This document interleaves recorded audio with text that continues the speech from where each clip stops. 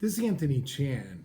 On behalf of the Speakers Network Worldwide, I want to give you another economic update for the week of April 13th, 2020. This week, what I'm going to do is take you around the world and then bring you back to the United States and also focus on the farm sector to see how we are dealing with this terrible global pandemic. First, let's take you to Europe. We know that in Europe, they're still struggling to get through this terrible crisis.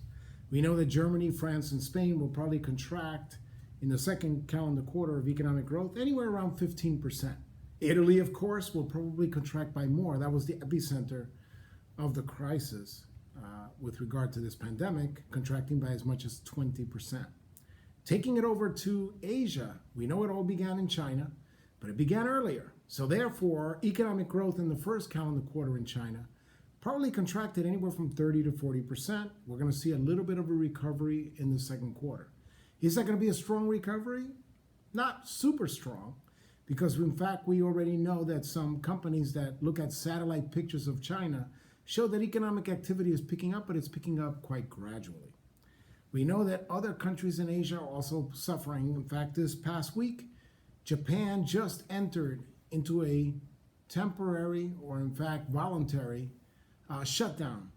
And so we're going to see that in the second calendar quarter, Japan will probably contract their real GDP anywhere from 15 to 20%. Australia is probably going to contract somewhere around 30%. And we're going to see that countries like India, that are now in virtual lockdown, where 1.3 billion people are sheltering in place, probably going to contract somewhere between 20 and 25% of real GDP in the second quarter. Taking it over to Latin America, what do we see there?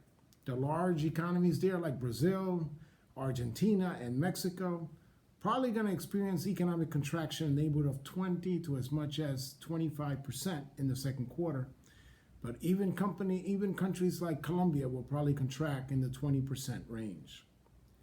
We know that coming back to the United States, the big question is, how are we dealing with this global pandemic? This past week, we saw another record number of people filing for unemployment insurance.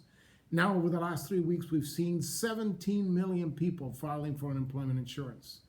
If these trends continue, we know that by the time we get the next employment report, we're going to be looking at an unemployment rate in the neighborhood of about 17 to as much as 20%. If we get a 20% number, that's twice the peak of anything we saw in the global financial crisis, when the peak unemployment rate was just 10%.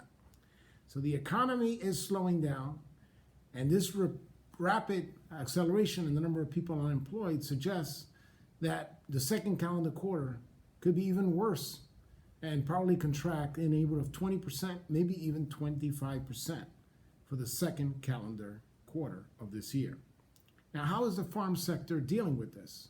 This sheltering in place, which has basically shut down 25% of the U.S. economy, has resulted in having a lot of farm products that were basically geared towards restaurants, universities, schools, theaters, all these different venues that are no longer in operation, even movie theaters and certainly concert halls. All that demand has just disappeared. So farmers are now realizing they have extra surplus products. Milk is being dumped, cattle are being rushed to slaughter, eggs are being cracked, vegetables are going to essentially have to rot in the fields or being used as fertilizer. In short, what we're seeing is some studies, the National Sustainable Coalition is now estimating that between March and May, we may see a loss of as much as $1.2 billion of economic activity in the farm sector just disappear. Now, what are we doing about it? Well, the CARES Act that we talked about last week is basically going to provide as much as $9.5 billion for farmers to help them through this crisis. There is some momentum in Washington to try to increase aid even further by another $15 or $20 billion moving forward.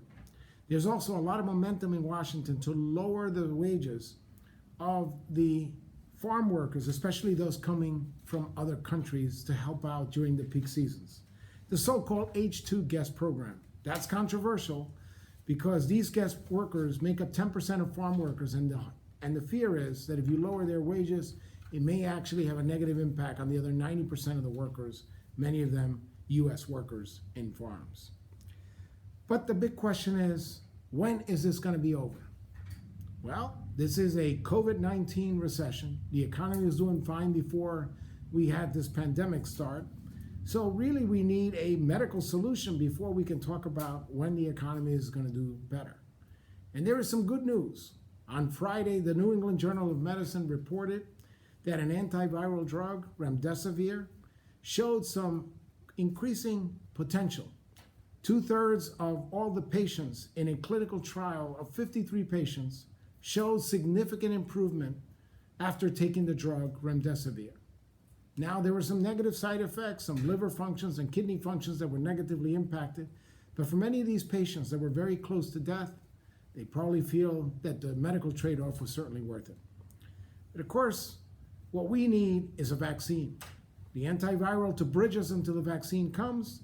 And over the weekend, a leading scientist from Europe, Sarah Gilbert, that specializes in vaccinology, reported that with all the medical teams around the world working and racing towards a vaccine, she's 80% confident that we will have a viable vaccine in the world and in the United States by September of this year.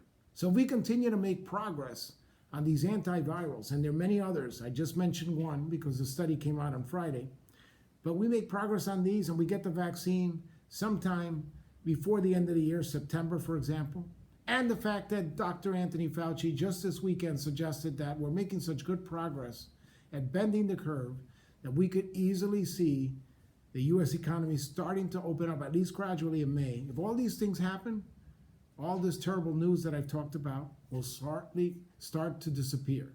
We will see that real GDP, even though it takes a deep hit in the second quarter and to some extent in the third quarter, by the fourth calendar quarter, we will start to see positive numbers on U.S. economic growth. Thank you. Have a great week.